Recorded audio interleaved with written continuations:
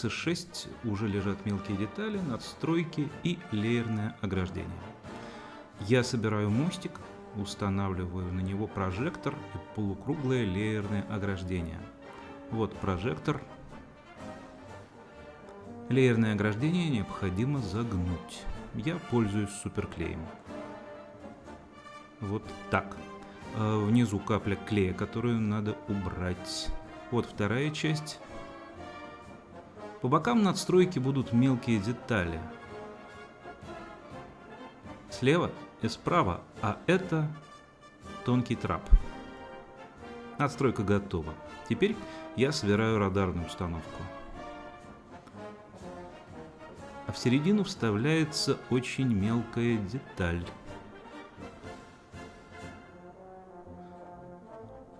А вот перед нами главная надстройка корабля. Сверху я установлю мостик с прожектором. Вот мостик. А перед ним радар. Длинное леерное ограждение мне необходимо согнуть и установить вот здесь.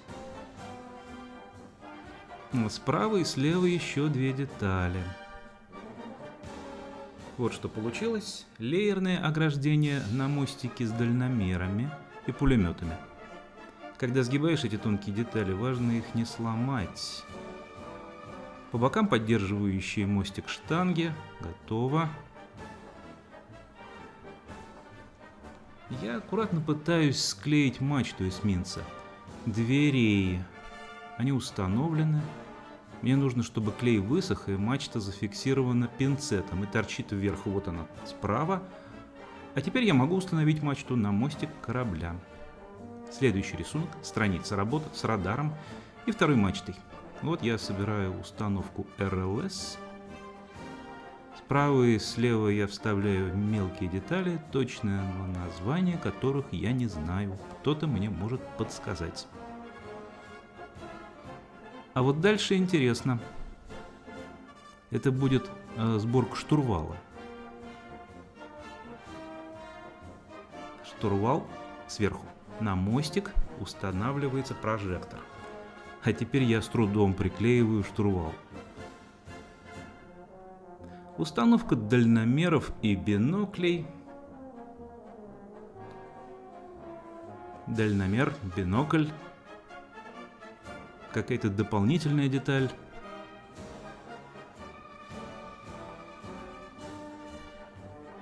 И к основанию мачты я приклеиваю трап.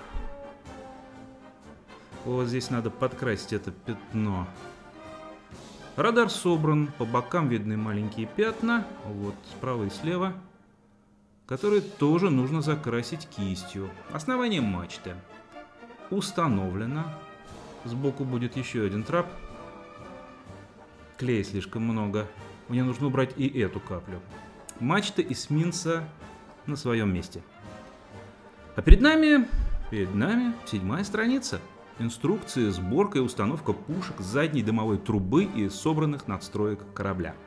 Я собираю орудия главного калибра. Подписчики, посмотрев анонс видео, уже указали мне на то, что это неправильные пушки. Уж Ташкента двуствольные башни. Совершенно верно.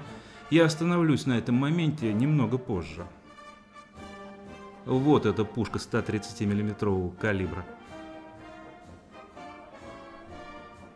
Это сборка дымовой трубы. У Трампетер качественные детали. Здесь мне не понадобилась шпатлевка. Видно, что щелей вообще нет. И я устанавливаю заднюю дымовую трубу.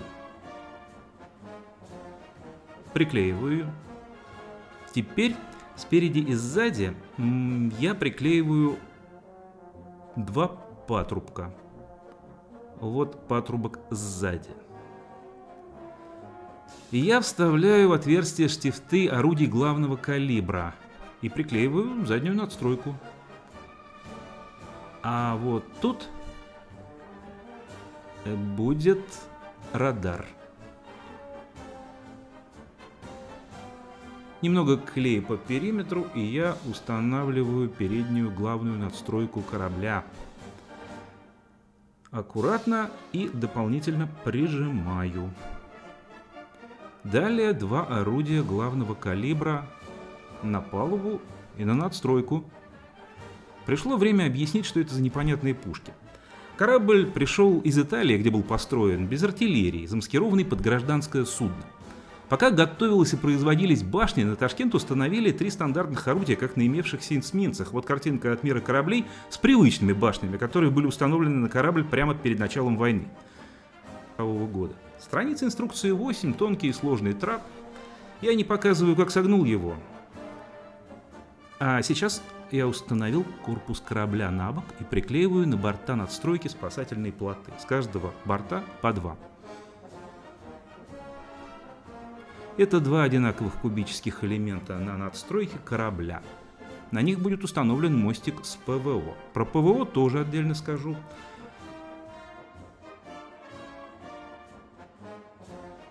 И вот я установил спасательные плоты на правый борт.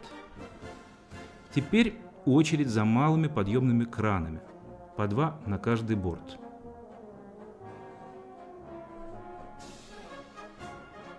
Первый, второй нужно сверху подкрасить. Вы видели ненужные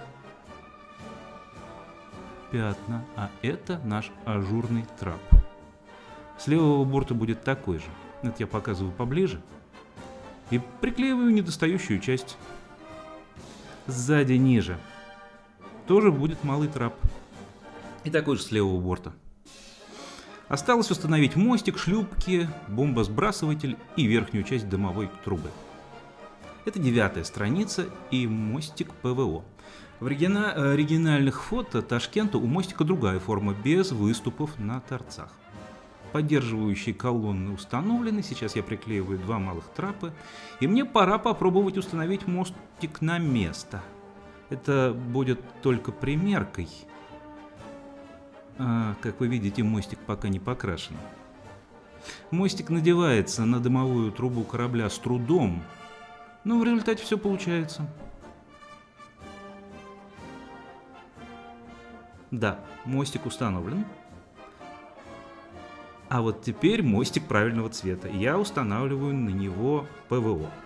Несколько слов о котором. С ПВО такая же ситуация, как с орудиями главного калибра. До начала 1941 года у нашего эсминца были установлены полуавтоматические пушки калибра 45 мм, практически противотанковые. Вот мы их и видим здесь на модели. А одновременно с заменой стандартных орудий на двуствольные башни главного калибра вместо полуавтоматов были установлены полностью автоматические спаренные пушки калибра 37 мм. Вот они и были на изображении игры.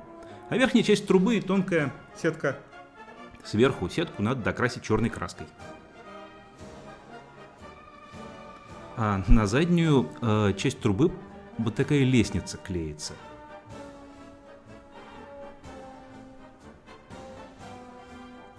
А это конструкция для шлюпки, 10 и 11 страница вместе. Шлюп-балки. Я вначале пояснял, что их можно установить 2 способами. Тонкий подъемный кран состоит из металлической части и вот этой колонны, которые надо соединить. Сейчас я сгибаю конструкцию крана так, чтобы получилась усеченная пирамида. Для этого я использую специальный незакругленный пинцет. Вот теперь оба подъемных крана на листе инструкции. Один. Аккуратненько приклеиваю тонкие крюки и корректирую установку пинцетом. Подъемные краны готовы, я возвращаюсь к шлюпкам. Подъемные краны. И я ставлю шлюп-балки прямо. Одну и вторую. Вот эта шлюпка, а с другого борта будет паровой катер. Справа и слева тоже шлюп-балки. Далее, вот проблема. Вот эти отверстия гораздо меньше, чем требуется. Сначала я увеличиваю отверстие пинцетом, а потом убираю лишний пластик с помощью кусачек. Капля клея, и я вставляю в отверстие подъемный кран. Подъемный кран установлен. Вот полюбуйтесь на лидер-эсминец СССР Ташкент. И снова последняя 12-я страница. Здесь шлюп-балки, флагштоки, глубинные бомбы.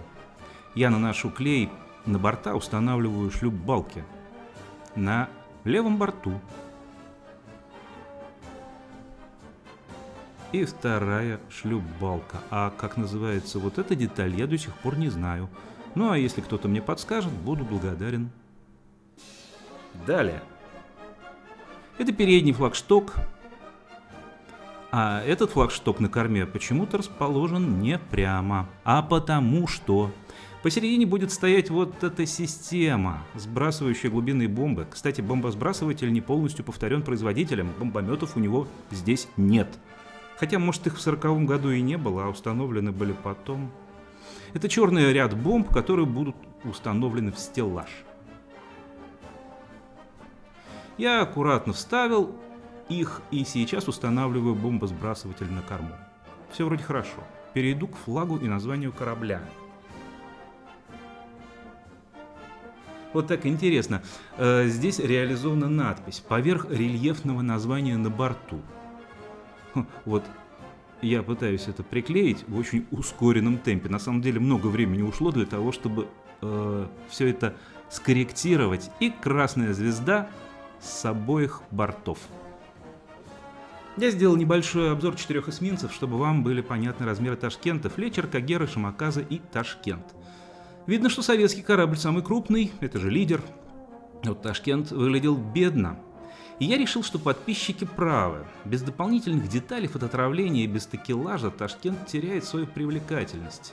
В общем, я решил улучшить эту замечательную модель и для начала занялся такелажем. Вот он без такелажа.